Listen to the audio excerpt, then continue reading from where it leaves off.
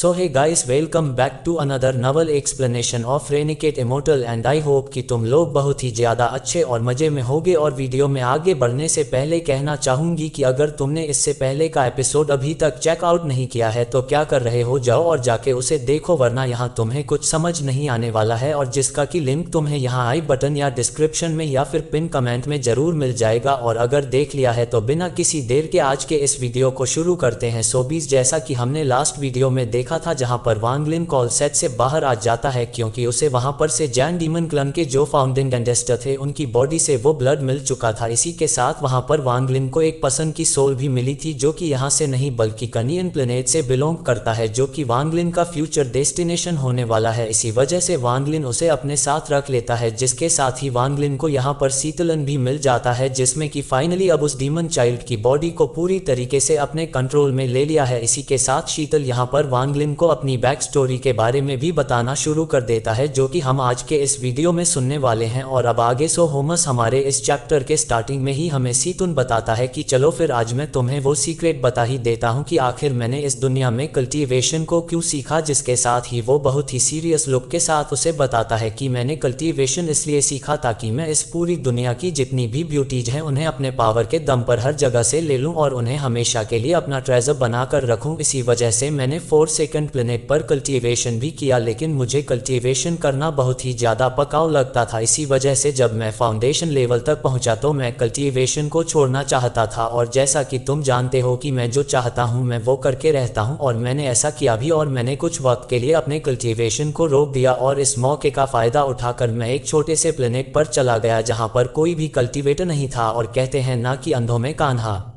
सरदार, बिल्कुल वही चीज़ सीतुलन के साथ हुई। जब वो उस प्लेनेट पर गया तो कोई भी कल्टीवेटर ना होने की वजह से जो थोड़ा बहुत यहाँ पर सीतुलन को आता था तो उसकी बेस को सीतुलन वहाँ की एक कंट्री का रूलर बन जाता है जहाँ पर उसकी ज़िंदगी बहुत ही मज़े से गुजर रही थी। और तब जाकर सीतुलन कहता है कि अब मुझे पता चला कि ज़िंदगी का असली मतलब क्या होता है। जिसके साथ ही सिजलन अपने ओल्ड एज को याद करते हुए आगे कहता है कि मैं सच में उन दिनों को अभी भी मिस करता हूँ। यहाँ पर यह सुनकर वालन उससे पूछता है कि अगर वह जगह इतनी ही ज़्यादा अच्छी थी तो आपने उस जगह को छोड़ा क्यों। जिस पर सेतुन गुस्सा होते हुए कहता है कि कोई पागल ही होगा जो कि इतनी मजे की कंट्री को ऐसे ही छोड़ देगा। मैं उस कंट्री को छोड़ना नहीं चाहता था, लेकिन उस जगह पर कुछ कोर फॉर्मेशन के कल्टीवेटर्स आ गए थे और क्योंकि मैं बस फाउंडेशनल लेवल तक था इसी वजह से मुझे वहां से भागना पड़ा। और फिर मैंने दोबारा से कल्टीवेट किया और अपनी कल्टीवेशन को कोर फॉर्मेशन तक पहुंचाया, जिसके बाद मैं दोबारा से उस कंट्री में वापस गया और वहां पर जितने भी कल्टीवेटर्स थे उनको ईजिली वहां पर नॉक कर दिया। लेकिन यहाँ के ज़्यादातर लोग इन कल्टीवेटर्स की वजह से जान से मारे जा चुके थे, पर इसी रीजन के चलते यहाँ पर पहले जैसा मजा नहीं था। इसी वजह से मैंने उस कंट्री को छोड़ दिया और फिर मैं एक रैंक 2 की कंट्री में चला गया और वहाँ भी मेरी जिंदगी बहुत ही अच्छे से गुजर रही थी। लेकिन फिर वहाँ पर भी एक नसन स्टेज का कल्टीवेटर आ गया, लेकिन उसकी नज़र मेरी कॉकीवाइन पर थी जिसे कि वह अपने कल्टीवेशन फनेस में बदलना चाहता था। और क्योंकि वो आदमी मुझसे ज़्यादा पावरफुल था इसीलिए मुझे वहाँ से भी भागना पड़ा, जिसके बाद मैं बहुत ही ज़्यादा डीप कल्टीवेशन में चला गया और फिर नसन सोल के लेट स्टेज तक ब्रेक थ्रू कर लिया। और फिर मैंने वापस जाने का सोचा और वापस जाते साथ ही मैंने उस कल्टीवेटर को भी वहां पर निपटा दिया। और अब क्योंकि मेरी ताकत बढ़ चुकी थी तो मैं एक रैंक 3 के कंट्री में चला गया। तब वहां पर भी मेरी जिंदगी बहुत ही अच्छे से गुजर रही थी क्योंकि मैं वहां का राजा जैसा फील कर रहा था। मैं दिन रात अपने आसपास बस खूबसूरत लेडीज को ही पाता था, जिसे सुनकर वांगन स्माइल करते हुए कहता है कि फिर क्या हुआ, क्या वहां पर कोई शोर फॉर्मेशन का बंदा आ गया। यहाँ पर वांगलिन से ये सुनकर सीतू को बहुत ही ज़्यादा गुस्सा आ जाता है और वो कहने लगता है कि हंसने की ज़रूरत नहीं है, ठीक है ना, क्योंकि उस वक्त मेरी किस्मत ख़राब थी और फिर मेरा सामना एक सोल्फेशन के बंदे से हो जाता है कि जिसके किसी बंदे को मैंने जान से मार दिया था और वो मुझसे बदला लेने के लिए आ गया था। अभी मेरे दिन भी नहीं हुए थे ठीक से यहाँ इस कंट्री में, लेकिन मुसीबत मेरा पीछा करते करते यहाँ तक आ गई थी और मैं मरते मरते बचा था क्योंकि यहाँ पर मेरी जान फर्स्ट सुजैदकू ने बचा ली थी। हालांकि वह उस वक्त तक सुजाकू प्लेनेट के सुजाकू बने नहीं थे, लेकिन उन्होंने फिर भी मेरी जान बचाई और ऐसे जाकर मैं ये हूँ या उसे मिला। हालांकि वो सोल फॉर्मेशन के बंदे से नहीं भिड़ सकते थे क्योंकि वह इतने भी ज़्यादा पावरफुल नहीं थे। इसी वजह से हम दोनों ने वहाँ से भागने पर फोकस किया। इसी के साथ सीतन आगे बताने लगता है कि जब मैं उस सोल फॉर्मेशन के बंदे से फाइट कर रहा था तब मुझे पता चला कि अब मुझे अपनी सारी लिमिट्स को क्रॉस करना होगा, वरना हर कोई मुझे बस यहाँ से वहाँ भगाता रहेगा। मैं तब इतना ज़्यादा पावरफुल बनना चाहता था कि लोग मुझे देखकर डर से भागे ना कि मैं इसी वजह से ना चाहते हुए भी मैंने उन सारी ब्यूटीज के बारे में सोचना छोड़ दिया और क्लोज डोर कल्टीवेशन में पहुंच गया और तब तक कल्टीवेट करता रहा जब तक मैं सोल फॉर्मेशन के लेट स्टेज तक ब्रेक थ्रू नहीं कर गया। यहाँ पर हम देखते हैं कि वांगन उससे पूछता है कि आपकी स्टोरी बहुत ही ज्यादा इंटरेस्टिंग है, फिर आगे क्या हुआ, जिसके बाद सीटन उसे बताता है कि होना क्या था। मैं वापस आया, मैंने आकर उस सोल फॉर्मेशन वाले बंदे को जान से मारकर अपना बदला लिया और फिर मैं नेक्स्ट कंट्री में चला गया। लेकिन वहां भी मेरी जिंदगी ज्यादा दिन तक के लिए अच्छी नहीं गुजरी क्योंकि सिर्फ वहां पर यह होया आ गया और वो आते साथ ही मुझसे कहने लगा कि चलो हम दोनों साथ में सेलेस्टियल रियलम में चलते हैं क्योंकि यहाँ पर हमारे लिए बहुत ही बड़ी बड़ी अपॉर्चुनिटीज वेट कर रही है और बहुत से पावरफुल ट्रेजर्स थी अब यहाँ पर। क्योंकि उसने मेरी एक बार जान बचाई थी इस वजह से मैं उसे मना नहीं कर पाया। इसी वजह से मैं यहाँ पर ये भुयाओं के साथ सेलेस्टियल रियलम में चला गया जहाँ पर जाकर मुझे बहुत सेलेस्टियल जेट्स मिले जिन्हें लेकर मैं वापस आ गया और क्लोज स्टो कल्टीवेशन करने के लिए बैठ गया जहां पर मैंने इन सेलेस्टियल जेट्स का यूज करके सोल ट्रांसफॉर्मेशन लेवल पर ब्रेक थ्रू भी कर लिया। जिसके बाद मैं दोबारा से एक नई कंट्री की तलाश में निकल गया जहां पर जाकर मैं दोबारा से अपनी राजा वाली जिंदगी जीना चाहता था। लेकिन जब मैं एक और नई कंट्री में पहुंचा तो वहां भी मेरी जिंदगी ज्यादा दिन के लिए अच्छी नहीं गुजरी क्योंकि दोबारा से मेरा सामना यहू से हो जाता है जो कि मुझसे कहता है कि इस 4 सेकंड प्लेनेट में अब पहले जैसी बातें नहीं रही, क्यों ना हम दोनों साथ मिलकर कल्टीवेट करके इतने ज्यादा पावरफुल बन जाए कि हम एक रैंक 6 की कल्टीवेशन कंट्री बना लें जहां पर तुम्हें पहले से बहुत ही सुंदर सुंदर लड़कियां भी मिलेंगी। इसी के साथ सीटलन उसे बताता है कि मैं उसकी इतनी मीठी बातों में पूरी तरीके से खो चुका था, इसी वजह से हम दोनों ने क्लोज डोर कल्टीवेशन करना शुरू कर दिया। इसी के साथ हम दोनों यहाँ पर इस सुजेड को प्लेनेट पर आए जहाँ पर हमने एक्सेंडेंट लेवल पर ब्रेक थ्रू भी कर लिया और साथ ही एक रैंक 4 के कल्टीवेशन कंट्री को रैंक 6 के कल्टीवेशन कंट्री बना दिया। अब क्योंकि उस जमाने में हम दोनों ने ही एक्सटेंडेंट लेवल तक ब्रेक थ्रू कर लिया था, इसी वजह से जो कल्टीवेशन अलायंस के लोग थे उन्होंने हमें सुजाकू प्लेनेट सौंप दिया। इसी के साथ यह वो याओ इस प्लेनेट सुजेडकू का फर्स्ट सुजेडकू बना जिसका सीतुन आगे बताता है कि लेकिन ये शांति भी ज्यादा दिन तक नहीं चली क्योंकि फिर यहाँ इस सुजेडको प्लेनेट पर 4 सेकंड इमोर्टल के अगेंस्ट वॉर छूट गई। लेकिन मेरा प्लान तो कुछ और ही था क्योंकि 4 से अगेन इमोर्टल प्लान के पास ये बहुत ही ब्यूटीफुल कल्टीवेटर्स हुआ करती थी जिनके साथ मैं बहुत ही अच्छा टाइम स्पेंड करना चाहता था और जो कि मैंने बाद में किया भी। लेकिन इसी दौरान मुझे पता चला कि यहाँ पर ये ने खुद को सेक्रीफाइस करके 4 सेकंड इमोर्टल कलाइन के मेंबर्स को हमेशा के लिए जमीन के अंदर सील कर दिया और यहाँ पर इस न्यूज़ को सुनते साथ ही मैं बहुत ही ज़्यादा डिप्रेस हो गया, इतना ज़्यादा कि मैं इस प्लेनेट को छोड़कर किसी दूसरे प्लेनेट पर जाकर वहाँ पर मजे करना चाहता था। लेकिन यहाँ पर ये वोयाउंग ने मुझे अपने एक प्रॉमिस में फंसा दिया जहाँ पर उसने एक बार बातों ही बातों मैं मुझसे ये प्रॉमिस लिया था कि मैं उसके बाद इस प्लेनेट की देखभाल करूं और यहाँ का सेकंड सोजाकू बनूं। और क्योंकि मैं सीतुन हूँ जो कि अपने प्रॉमिस को कभी भी नहीं तोड़ता, इसी वजह से मैं यहाँ पर फंस कर रह गया। और रेस्ट ऑफ द स्टोरी तो तुम्हें पता ही होगा कि कैसे फॉरेन कल्टीवेटर्स ने आकर मुझ पर अटैक किया और उनके साथ मेरी फाइट हुई जिसमें मेरी बॉडी पूरी तरीके से डिस्ट्रॉय हो गई और मेरी सोल उस हेवनली डिफाइन बीट के अंदर फंस कर रह गई। और फिर मैं तुमसे मिला यहाँ पर वांगिन उसकी सारी बात बहुत ही अच्छे से सुन रहा था जिसके बाद सीतुनन उसे बताने लगता है कि अब मेरा गोल बस यही है कि मैं जल्द से जल्द ताकतवर बनूं और फिर उन सभी लोगों से चुनकर बदला लूं जिन्होंने की पास्ट में मुझ पर अटैक किया था। जिसके बाद मैं वापस से फेनियान प्लेनेट पर चला जाऊंगा जहां पर की बहुत सी सुंदर लेडीज मौजूद है। ये सारी बातें कहने के बाद वह वांगलिन की तरफ एक डेयरिंग लुक देते हुए कहता है कि बच्चे एक बात याद रखना कि कल्टीवेशन करना बहुत ही अच्छी बात है लेकिन तुम्हें इसके साथ साथ अपनी जिंदगी में मजे भी करने चाहिए। जिस पर वांगलिन स्माइल करता है और कहने लगता है कि आपके दाव हॉट और मेरे दाव हॉट में बहुत ही ज्यादा डिफरेंट है। साथ ही वांगलिन अपने मन में सोचने लगता है कि सीटन बहुत ही ज्यादा डिफरेंट है, वो अपनी जिंदगी में हर चीज को बहुत एंजॉय करते हैं और उनकी लाइफ को देखने का जो नजरिया है वो वांगलिन से बहुत ही ज्यादा डिफरेंट है। वांगलिन भी ऐसा ही है लेकिन वांगलिन हमेशा से ही खुद को बहुत ही ज्यादा पावरफुल बनाना चाहता था। तब वो कल्टीवेशन के एंड तक पहुंचकर देखना चाहता था कि यहाँ पर इसके आगे क्या है। वो हेवन को बहुत ही अच्छे से समझकर उसे बिटक करना चाहता था और यही चीज वांगन को सीतन से अलग बनाती है। इसी दौरान हम सीतुनन को भी देखते हैं जहां पर वो भी वांगिन को बहुत ही गौर से देखते हुए मन में कहता है कि मैं इस बच्चे के साथ बचपन से रहा हूं लेकिन इतने सालों में भी मैं इसे ठीक से समझ नहीं पाया। यहाँ पर सीतुनन ये भी जानता था कि वांगलिन का जो दाव हॉट है वह बहुत ही ज्यादा डिफरेंट है और वह उसके लिए बहुत ही ज्यादा प्राइड भी रखता है। साथ ही सीतन वांगन से इम्प्रेस भी थे क्योंकि उसके जैसा इंसान उसने आज तक नहीं देखा जिसका कि खुद पर इतना ज्यादा कंट्रोल हो और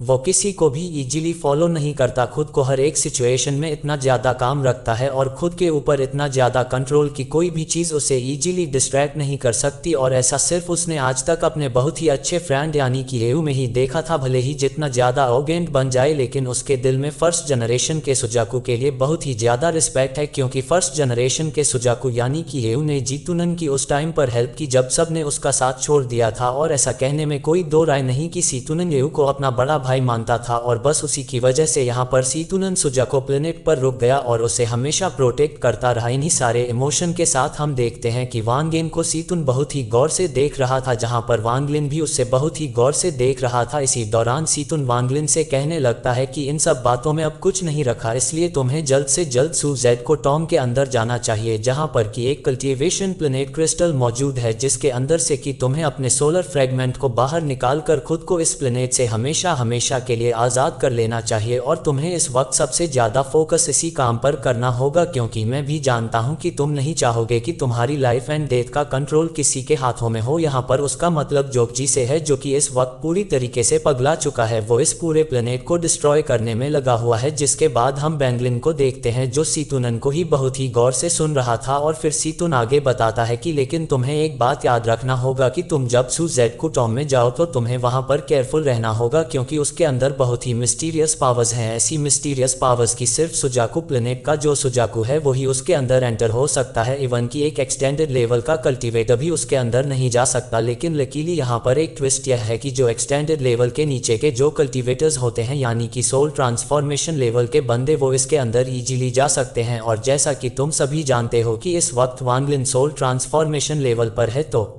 इसके लिए यह इजी होना चाहिए। इसी दौरान सीतूनन बांगलिन को आगे बताता है कि अगर तुम सुजाकू टाउन के अंदर जाने के बाद भी अपने उस सोल फ्रेगमेंट को आज़ाद कराने में नाकाम हो जाते हो तो भी मेरे पास एक दूसरा तरीका है, लेकिन वो दूसरा तरीका बहुत ही ज़्यादा डेंजरस है। इसीलिए बेहतर यही होगा कि तुम खुद ही अपने उस सोल फ्रेगमेंट को वहाँ से आज़ाद कर लो। जिस पर हम देखते हैं कि वांगलिन में बहुत ही सीरियस लुक देते हुए कहने लगता है कि हाँ मैं समझ गया। और फिर वो बताने लगता है कि अब बस मेरा एक ही काम इस प्लेनेट पर बचा है, और वो यह है कि मुझे उस कल्टीवेशन प्लेनेट क्रिस्टल में से अपनी और लीमन की सोल को यानी कि सोल के उस छोटे से फ्रेगमेंट को वहां से आज़ाद करना होगा, जिसके बाद मैं इस प्लेनेट को छोड़कर चला जाऊंगा और जिसके बाद शायद ही मैं आपसे इस प्लेनेट पर कभी मिलूंगा। जो सुनकर हम देखते हैं कि सीतून हंसने लगता है और कहने लगता है कि तुमने तो बहुत जल्दी यह बात कह दी, क्योंकि इस काम में बहुत ही ज़्यादा टाइम लगने वाला है। और मान लो अगर फ्यूचर में हम कभी दोबारा मिलते भी हैं तो मैं पक्के से कह सकता हूँ कि मैं तब तक फेज्ञान प्लेनेट का बहुत ही पावरफुल रूलर बन चुका हूँ। वहां की सारी ब्यूटीफुल फीमेल कल्टीवेटर्स भी मेरी हो चुकी होंगी। इसी के साथ नेक्स्ट सीन में हम देखते हैं कि सीतून और वांगलिन अपने अपने रास्ते पर रवाना हो रहे थे कि इसी दौरान सीतून से वांगलिन पूछता है कि एक बात बताओ, एक्सटेंड लेवल के लेट स्टेज के बाद कौन सा रेलम आता है। यहाँ पर यह सुनना ही था कि हम देखते हैं कि सीतून पूरी तरीके से शॉक्ड हो जाता है और वह उड़ते हुए रुक जाता है और वांगिन की तरफ गौर से देखने लगता है। जिसके बाद वो एक हैवी टोन के साथ वांगिन को बताने लगता है कि एक सेंडेंट स्टेज के बाद जो रियलम आता है वो ऐसा नहीं है कि मैं यूं ही तुम्हें बता दूं या फिर हर किसी को इस बारे में पता होगा, क्योंकि इसके बाद जो रियलम आता है उसमें पहुंचने वाले कल्टीवेटर्स बहुत ही ज़्यादा कम है। यूं मान लो कि जो एक्सीडेंट लेवल है ये एक कल्टीवेशन का पीक है, या फिर यह एक ऐसा दरवाजा है जहां पर मोस्टली 99 कल्टीवेटर्स यहां पर आकर रुक जाते हैं। ऐसा नहीं है कि इसके बाद वाले रियलम को अचीव करना बहुत ही ज़्यादा मुश्किल है, लेकिन ज़्यादातर कल्टीवेटर्स यहां पर आते आते अपनी लाइफ स्पैम को ऑलरेडी लूज कर देते हैं और उनके पास इतना लाइफ स्पैम ही नहीं बचता है कि वो आगे कल्टीवेट करके इसे ब्रेक थ्रू कर पाएं। और रही बात उन कल्टीवेटर्स की जो कि एक्सटेंड लेवल के लेट स्टेज के बाद जब दूसरे रियल में ब्रेक थ्रू करते हैं तो उनकी जो लाइफ स्पैम होती है वो बहुत ही रैपिडली इंक्रीज होना शुरू हो जाती है। और मैंने ये चीज़ तब अंडरस्टैंड की जब मैं हेवली डिफाइंड बीट के अंदर जा रहा था, तब मैंने ये चीज़ समझ लिया था। यहाँ पर वांगलिन बहुत ही गौर से इसकी बात सुन रहा था, क्योंकि उसे जानना है कि आखिर कल्टीवेशन का पीक क्या है। कि तभी यहाँ पर सीतन को याद आ जाता है कि आखिर एक्सेंड लेवल के बाद कौन सा रियलम आता है, जिसके साथ ही वो कहने लगता है कि हाँ मुझे याद आ गया, मुझे फर्स्ट जनरेशन के सुजाको यह ने एक बार 3 रियलम्स ऑफ निर्वाणा शेटिंग के बारे में बताया था। जिसके बाद वो बताने लगता है कि इसमें 3 रियलम्स होते हैं, जिसमें से कि फर्स्ट निर्वाणास करिए, दूसरा रियलम निर्वाणा क्लजर और थर्ड रियलम निर्वाणा शेटे। यहाँ पर भी एक सवालिया बच्चे की तरह बिल्कुल हैरानी के साथ उसके सामने देखने लगता है और फिर वो एक लंबी सांस लेते हुए कहने लगता है कि फिर इन तीनों रियल रियल्म्स के बाद कौन सा स्टेज आता है। यहाँ पर सीतुनन भी उसके इस क्वेश्चन को सुनकर हैरान हो जाता है और फिर कहने लगता है कि भला मुझे कैसे पता होगा, क्योंकि तुम खुद ही सोचो, जिसने भी निर्वाणा शटर स्टेज तक की कल्टीवेशन को अचीव कर लिया है वो अकेले में ही एक बहुत ही बड़े पावर हाउस जितना है। अकेले ही वो किसी भी प्लेनेट को डिस्ट्रॉय कर सकता है। इवन की कल्टीवेशन अलायंस के लोग भी उससे उलझना नहीं चाहेंगे। लेकिन रूमर्स में ऐसा कहा जाता है कि कल्टीवेशन अलायंस में एक ओल्ड मैन ऐसा भी है जिसने कि निर्वाणा शटर स्टेज को अचीव कर लिया है। यहाँ पर वान गन थोड़ी देर अपने मन में कुछ बड़बड़ाता है और फिर सीतुनन की तरफ देखते हुए कहने लगता है कि तो क्या आप निर्वाणा करियर स्टेज पर है। जो सुनकर सीतुनन जोर जोर से हंसना शुरू कर देता है और कहने लगता है कि बच्चे तुम बहुत ही ज्यादा मजा किया हो। मुझे उस स्टेज पर पहुंचने के लिए दो बहुत ही बड़े ऑब्जेक्ट्स को क्लियर करना होगा, जिसमें से एक की मुझे सबसे पहले एक्सटर्नल लेवल को पूरी तरीके से क्लियर करना होगा और दूसरा मुझे ये एंड क्लींसिंग स्टेज को भी अचीव करना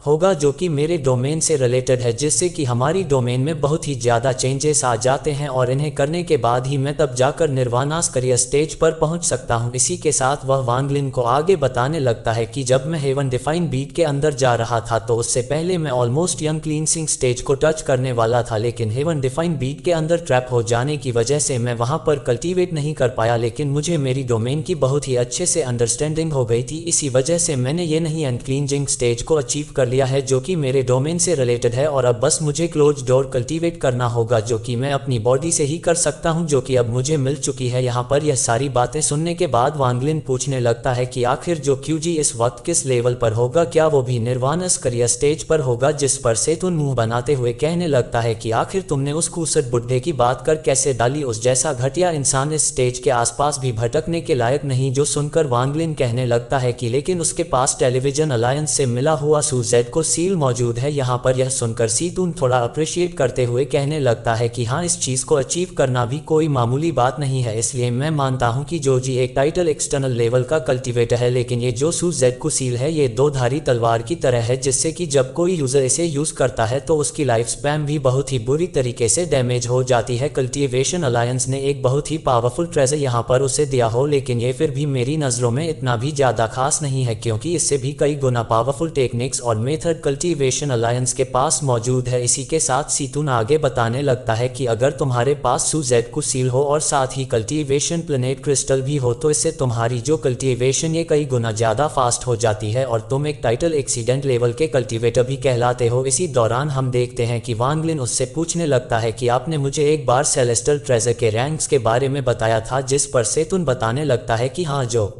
सेलेस्टल ट्रेजर्स हैं उन्हें तीन हिस्सों में डिवाइड किया जाता है, लो, मिड और हायर। लेकिन जो हायर लेवल का सेलेस्टल ट्रेजर है उसे यूज करने के लिए तुम्हारा निर्वाणा शटर स्टेज तक की कल्टीवेशन होना जरूरी है। और कमाल की बात यह है कि तुम्हारे पास एक हायर लेवल का ट्रेजर ऑलरेडी मौजूद है। जो सुनकर वान ग्लिन भी थोड़ी देर के लिए हैरान हो जाता है, जिसके बाद सीतुनन बताता है कि हाँ, तुम्हारा हेवनली डिफाइन भी किसी हायर लेवल के सेलेस्ट ट्रेजर से कम नहीं। जो सुनकर वान ग्लिन इमीडिएटली अपने सेलेस्टर स्वॉर्ड को बाहर निकाल लेता है और फिर सीतुन को देते हुए कहने लगता है कि बताए आखिर इसकी रैंक क्या होगी। जिस पर हम देखते हैं कि सीतुन उसे लेते साथ ही उसे चेक करना शुरू कर देता है और जैसे ही सीतुन अपनी पावर को इसके साथ कंबाइन करके में जैसे ही एक स्लैश अटैक करता है, हम देखते हैं कि वहां पर जमीन को चीर देने वाली इतना बड़ा धमाका होता है कि वान ग्लिन भी शॉक्ड हो जाता है, क्योंकि यहाँ पर सीतुन ने अपनी सेलेस्टर स्पिरिचुअल एनर्जी का भी यूज किया था, जिसका सीतुन बताने लगता है कि यह बहुत ही अच्छी सेलेस्टियल ट्रेजर है। एक बात बताओ, आखिर सेलेस्टियल रियलम में उस ओल्ड मैन ने तुम्हें ये स्वॉर्ड कैसे दे दिया। यहाँ पर यह सुनकर वान गविन थोड़ी देर के लिए शांत हो जाता है। So that's it for today guys. I hope कि तुम सबको आज की यह वीडियो बहुत ही ज्यादा पसंद आई होगी। अगर हाँ तो वीडियो को लाइक करना, चैनल पे नए हो तो सब्सक्राइब करना। तो मिलते हैं नेक्स्ट वीडियो में, तब तक के लिए बाय, थैंक्स फॉर वॉचिंग।